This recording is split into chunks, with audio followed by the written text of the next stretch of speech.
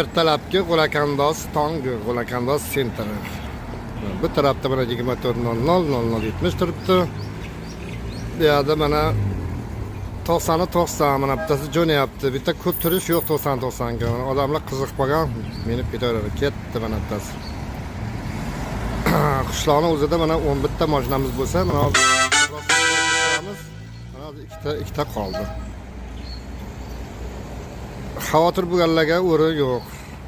Mashina hali bitta 1,5 soat, 1 soat turgan yo'q. Masalan, kunduzi bilan ko'p sinab ko'raman. Ayniqsa olgan zangor mashinalarimizga endi yangi uchun ko'pchilik qiziqib minadi. Mana bevaydalarga endi sal modada qoldi. Men nazarimda mana zangor olgan mashinalarimizga lekin zakaz ko'p. Ko'pchilik uni sentrda turib, aslida zangor mashinaga 1 minalikcha deb minadiganlar ko'p. Shunga olsam bo'larmikin, bo'lmasmikin deb ikkilanmaylar. Avvalasi omad, avvalasi Xudo. Hech kim garantiya bermaydi. Men hech ishlaysan deb, odamning o'zida ham harakat bo'lish kerak.